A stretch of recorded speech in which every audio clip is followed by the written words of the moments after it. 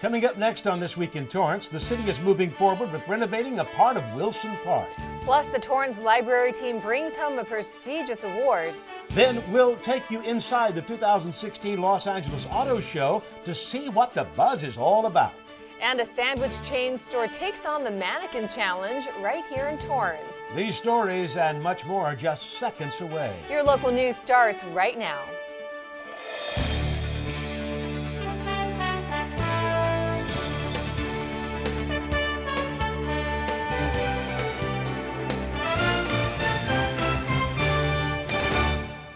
Hello and welcome to This Week in Torrance. I'm Jin Chun. And I'm Ben McCain. Thanks so much for joining us. Here are your top stories. City officials are encouraging the community to sign up for Torrance's emergency messaging system, Torrance Alert, if you haven't done so already. Now, this is a great way to stay up to date on emergencies that may affect your community, your safety, or even your commute. Now, for those who have already signed up, if you've noticed a delay in receiving messages, officials say there could be a few factors that play a role. Now, if you're signed up for receiving an email through Yahoo and AOL, officials say the alert may be seen as an advertisement and is often delayed. And for Gmail users, it's been found that the alerts may go straight to your junk or spam box. When it comes to notifications on your cell phones, you may notice the text comes from a short code like 89361 instead of a standard phone number. And based on the user's cell phone plan, those text messages may be blocked. Now, customers should call their service provider to ensure this is not happening. And if you've changed your service provider or are using a new cell phone in the past 3 weeks, a carrier update must be requested. And lastly, be sure to go online and select your settings so that you can choose how you want to be notified and what kind of information you'd like to receive. To sign up for Torrance Alerts, go to torranceca.gov/Torrance Alerts. City Council members unanimously approved a contract for a renovation coming to one of Torrance's largest parks. The Community Services Department is moving forward with construction on the current gazebo at Wilson Park. They're looking to expand so it can be of greater use to the community. They hope to use it for live performances and giving community members an opportunity to rent the space for special occasions. 2 of the existing columns will be demolished to expand the stage while enhancing the sound and lighting. The city has future plans on creating free programming at the location. The project is set for completion by April 2017. City Council also recently approved design plans for a splash pad at what used to be the pond at Wilson Park. An environmentally friendly refueling station in Torrance will be expanding. Air Products, a world-leading industrial gas company, announced it will be upgrading the Shell hydrogen fueling station located on 190th Street near Wilton Place. The soon-to-be state-of-the-art 200-kilogram-per-day retail station will improve car filling performance and customer interaction. There will be more space for multiple cars to be fueled at the same time. Air Products spokesman says this future upgrade shows that people are turning to hydrogen as a clean and sustainable transportation fuel. Shell's hydrogen fueling station in Torrance first opened in 2011 and was the world's first pipeline-supplied hydrogen station. Air Products has already been involved in over 200 hydrogen fueling projects in the United States. Fuel cell-powered vehicles turn hydrogen into electricity. They are quiet, efficient, and offer many benefits to the environment. If you've seen the library van on the road recently, you may have noticed its new look. The library team brought home an award for its creation. Torrance CitiCABLE reporter Hiba Samid has the story. I wanted to somehow show all the things that can come out of reading. And that's just what this Torrance library van is doing. Driving 5 miles a day with its colorful wrap, it's catching quite the attention. We want to raise awareness of our services to people, and we want to do it in a very, respectful, but also a very much unique way of getting the word out about ourselves. So we felt like a vehicle wrap like this was just the right way to do it. Over the past year, Principal Librarian of Operation Dana Vinky and his team worked on upgrading the old delivery van to this one. It's now the winner of the California Library Association Excellence Award in the Wild Card category, which focuses on promotional activities. It beat out half a dozen nominees. When we first got notification of it, we were very excited about it. It's always nice to be recognized by your peers, and we felt like the idea was very unique, and now that we've won the award, we know it was. An idea that first started back in 2013 now reaches thousands of people in Torrance. Usually people will walk up to me and usually they look at the van and they say, colorful. That's usually the most common reaction I get. Some people say, beautiful. Depicting people using the library while adding an element of fantasy, a representation that driver Dennis Matsumoto says has changed his job. Matsumoto drives to the 5 Torrance library branches every day. Since we got the new van, I could go ahead, stand inside, stand upright. I could sort all my material out. We wanted a van wrap and artwork that would kind of represent what the city is, what the library is for the city, something that's family oriented, but it's not all about the children, nor is it just about the adults, it's about kind of the community. The vinyl used is also environmentally friendly and will last several years. One of the highlights of the van is that it has its own social media handles, a special URL to help get the conversation started in the community. When people type in libraryvan.org, they'll be directed to a specific and unique website that's designed to capture users that have found out about us via the van. So that way we can actually tell how many people have found out about the library. And as the van continues to make its rounds, the library team says it's only the beginning of much more to come. It's not just an opportunity to recognize Torrance and this particular piece of PR for the library, but also an opportunity for us to share with other libraries. So other libraries may want to do this for their library. For Torrance CitiCABLE, I'm Hiba Samad. Thanks, Hiba. The library is planning to do more outreach with the van in the near future. This is the first time they applied for and won this award. And along with that honor, the principal librarian in Torrance was also recognized in Sacramento. Hillary Thayer received the prestigious 2016 Outstanding Librarian of the Year award from the California Library Association. The recognition reflects her professionalism, her love for knowledge and literature. Thayer has held many positions at the Torrance Public Library, from services librarian, senior librarian, and principal librarian of public services before receiving the title of city librarian. To add on to her list of accomplishments during her time in this position, Thayer has been instrumental in upgrading the Wi-Fi service and overseeing the development of the e-notification system. Torrance libraries now have a larger social media presence under their guidance. At the recent council meeting, Thayer was also surprised with an award presented by the city of Torrance. Thank you to the Library Commission and to the entire city structure for supporting libraries and listening to us and encouraging us to serve the community. Thayer was nominated by Georgia Perkins, vice chairperson of the Torrance Library Commission. A snowboarder from Torrance is one of the first to get invited to the X Games Aspen, Colorado 2017. Chloe Kim was one of 98 invited to the future games. Kim is no stranger to winning. She previously brought home 2 gold medals from Aspen X Games in 2015 and 2016. Kim earned her first X Games gold medal at age 13 and is the only X Games athlete ever to win 3 gold medals before the age of 16. She is a trilingual, first-generation American who is the youngest member of the U.S. snowboard halfpipe team. This is the 16th year it has taken place in Aspen. Well, a record-breaking number of donations were made to a local medical center. Providence Little Company of Mary hosted a shoe drive spearheaded by podiatrist Dr. Ira Diamond, who runs an organization called Shoes for the Homeless, Inc. A group of local National Charity League volunteers visited Providence Little Company of Mary and donated even more shoes. In total, nearly 1,000 pairs of footwear were donated this year. This collection will then be distributed to the Missions and Los Angeles area. The organization's goal is to improve the quality of life by providing a pair of shoes to those in need. Dr. Diamond says for many homeless, walking is the only way of transportation, and these are vital for comfort and protecting their feet. You can still donate any lightly used shoes as well as socks or monetary donations. Head to shoesforthehomeless.net for more information on how you can help. Various organizations in the community are also encouraged to host a shoe drive. Well, still ahead, community members had the honor of meeting veterans, even ones that served in World War II. Plus, the mini railroad track at Wilson Park celebrated its birthday. For me, donating isn't simply about writing a check. It's about the positive feeling of giving back. Checking with my Better Business Bureau for a BBB accredited charity made me feel even better about my decision. A BBB charity accreditation made me feel confident my donation was going to help my community. Give back. give smart. Check out Charities First at bbb.org. A project to honor Torrance's hometown hero is in need of help from the community.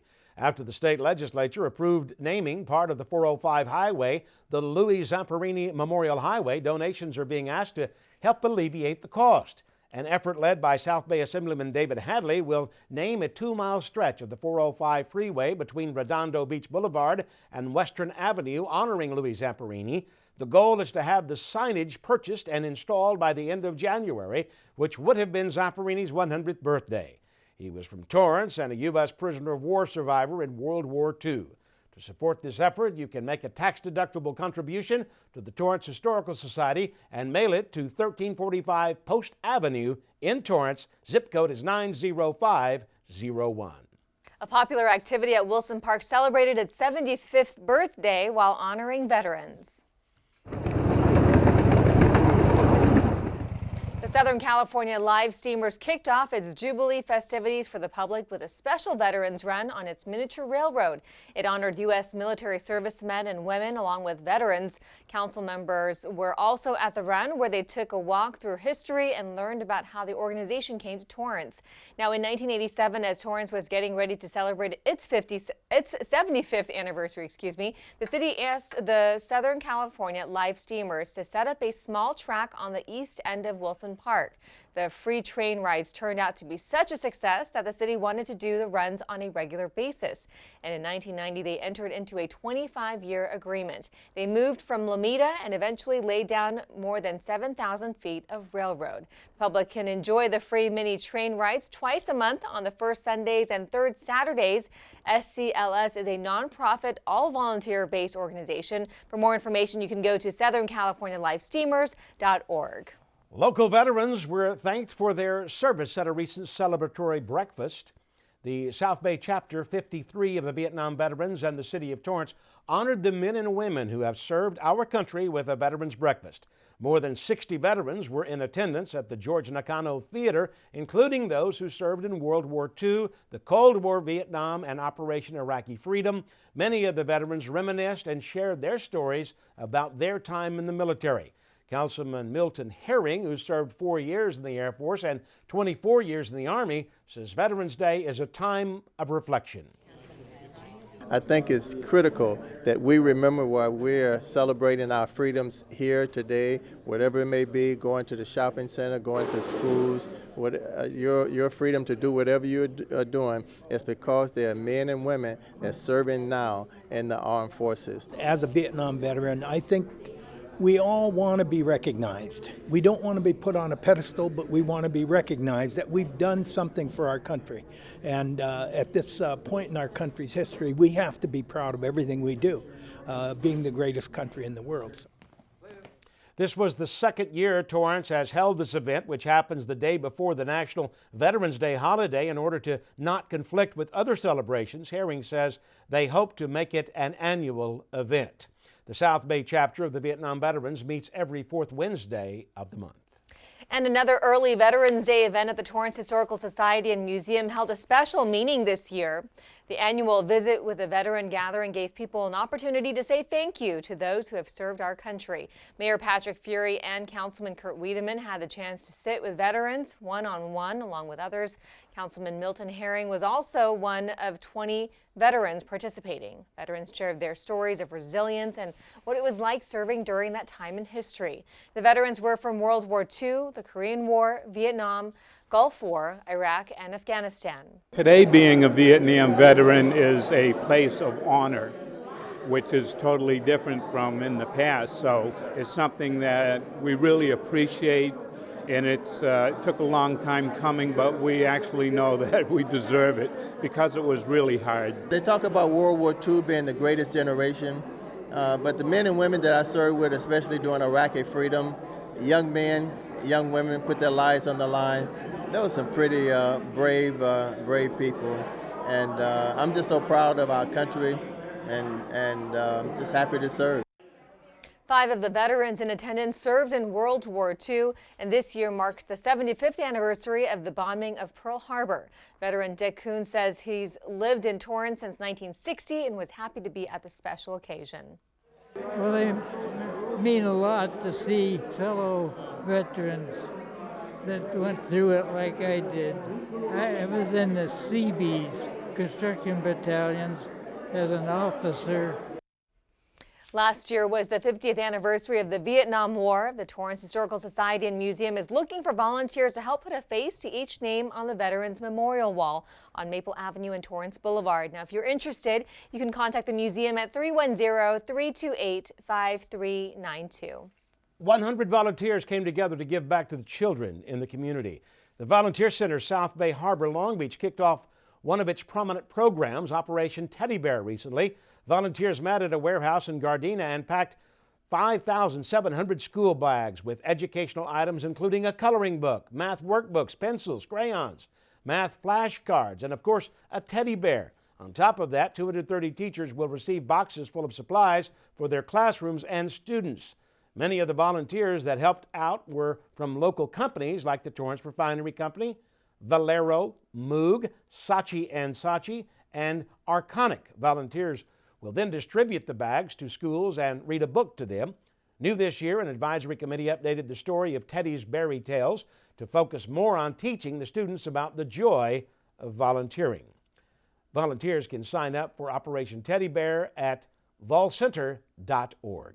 Holiday shoppers couldn't pass up the opportunity to stop by a winter holiday fair at the Torrance Cultural Arts Center. From handmade goods, clothes, candles to jewelry, the Torrance Cultural Arts Center had 16 vendors from the South Bay showing off their goods. The Yes for Arts opened its winter holiday fair, all for free to the public, a nonprofit organization that focuses on teaching people how to crochet, knit, and sew, all for free. At the fair, families were able to learn how to sew and other craft workshops were available. Now, if you missed this event, Yes for Arts will be a vendor at the Torrance Christmas Boutique on December 11th. You can visit yesforarts.org for more information.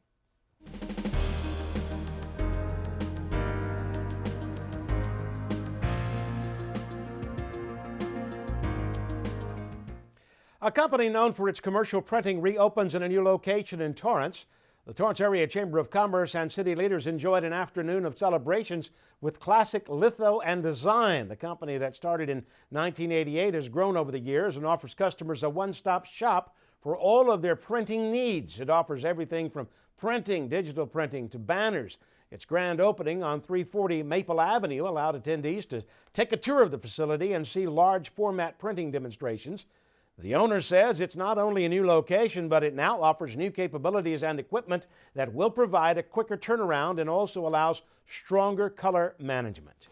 It is the first of its kind in Southern California. It's a phenomenal, fast piece of equipment, prints accurately, beautiful colors. Classic Litho and Design serves a wide range of clients in the fields of automotive, motion picture, fashion, and many others. It's a family-run business. You can contact them at 310-224-5200. Automakers from around the world raced into downtown Los Angeles for AutoMobility LA, formerly known as the Los Angeles Auto Show, that kicked off at the Convention Center. This year's show focuses not only on the automotive aspect of the vehicles, but on the technology inside the cars as well. In addition to the exhibit halls, AutoMobility LA also had a pavilion which features up and coming auto technology companies. Crossover utility vehicles take center stage at this year's show as many car companies, including Mazda, Jeep, and Land Rover, debuted sporty vehicles. Torrance-based Honda is expected to debut the 5th generation of the CR-V, which will add an additional 2.1 inches of legroom in the back seat and an infotainment system complete with Apple CarPlay and Android Auto. Torrance-based Toyota won't be left out of the SUV action. They are expected to debut the North American version of the 2018 CHR, which stands for Coupe High Rider. The vehicle is a compact crossover and is expected to be released stateside next year. And for the luxury car enthusiasts, Audi is debuting their R8 V10 supercar that has laser headlights, and the price starts at $229,000. The annual event is open to the public from Friday, November 18th to Sunday, November 27th. For more information about AutoMobility LA, visit automobilityla.com. A popular restaurant chain saluted military members and first responders in a tasty way. Rock and Brews restaurant on Pacific Coast Highway gave out free pulled pork sandwiches throughout the day to veterans, active military, and first responders. They also offered Caesar salad with the choice of a side. Nearly 500 sandwiches were made that day. Rock and Brews officials say it's a small gesture to honor the heroes who put their lives on the line for our country. This whole idea, it's been something that we've done since day one, since the corporation first started, with Gene Simmons, Paul Stanley. They've always been supporters of our troops, and this is a day where we all give back to the community. It feels amazing to be appreciated. Sometimes it feels like as a veteran that we get lost in the day-to-day activities, and sometimes people forget that we're out there, and it's important for us to remember that we are just like regular people, just like you and your family. Rock and Brews is founded by rock icons Gene Simmons and Paul Stanley of KISS, along with other partners. The restaurant throughout the year gives back to military members and veterans organizations. It's a phenomenon sweeping across social media, and the local business also took up the challenge.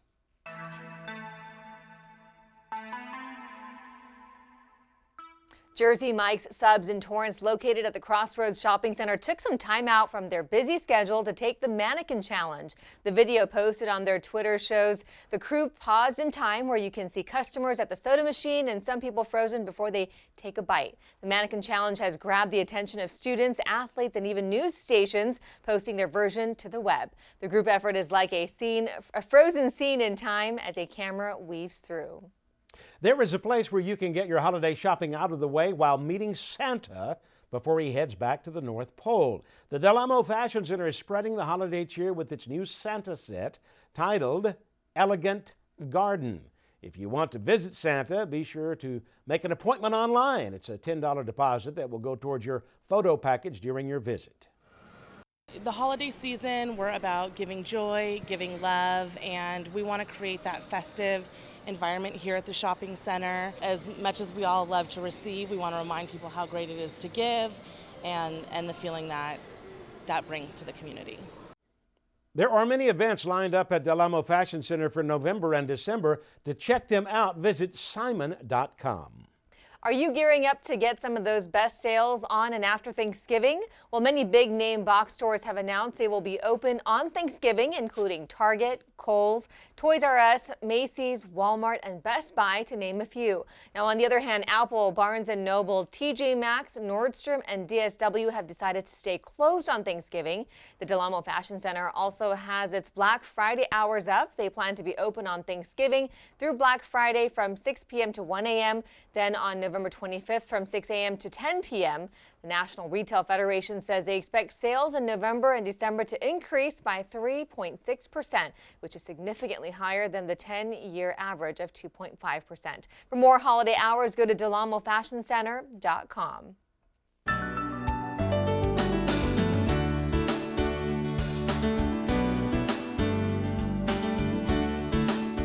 One Torrance Elementary School is the only one from the city taking part in a special STEM program.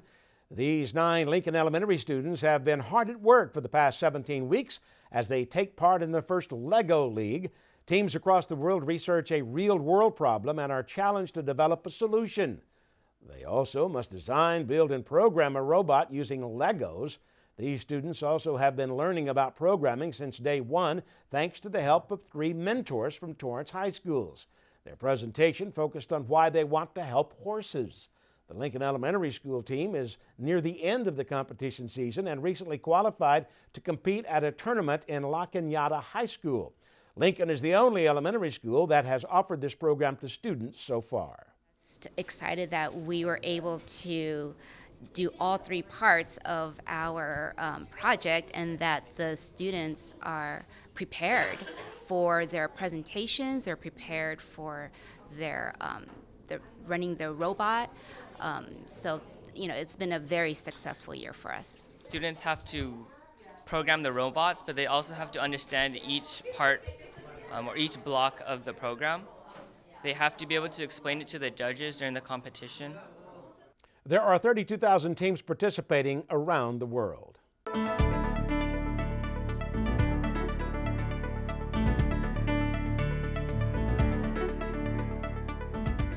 It was an evening of remembrance at the Torrance Memorial Medical Center. Lost loved ones were honored during a lighting ceremony at the 21st annual Light Up a Life event as part of National Hospice and Palliative Care Month.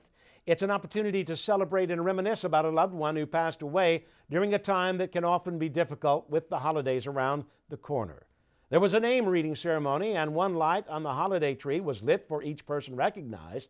The names will be inscribed on a scroll of remembrance to be displayed with the tree at the hospital's West Tower lobby.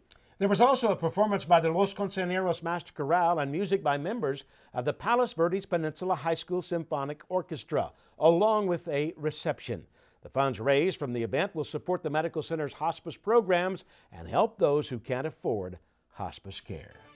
Well, still ahead, sports desk anchor Byron Newsom gives us the latest on what's happening in the Torrance sports scene.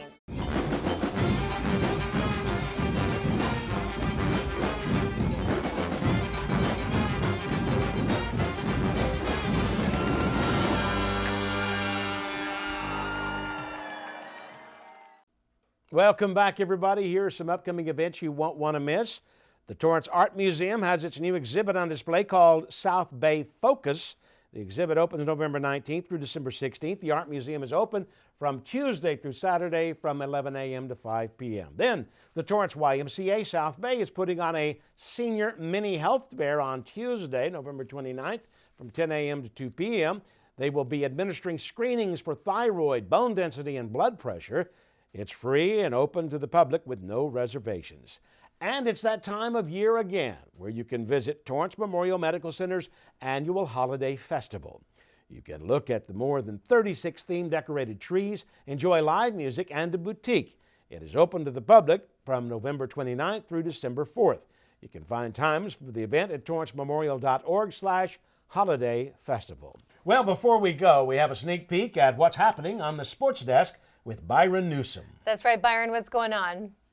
Hey, Jen and Ben, coming up on the sports desk. Ding, ding, ding. It's round one of the CIF high school football playoffs. See if our teams can knock out the competition and move on to the next round. Plus, the Elko men's basketball team is perfect to start the season off. Can they start perfect against the Southwestern Jaguars? Tune into the sports desk at 4 and 9:30 right here on CitiCABLE. Jen and Ben, back to you. Thanks, Byron. Well, that does it for us on This Week in Torrance. I'm Ben McCain. And I'm Jin Chun. Thanks so much for joining us. We'll see you next time.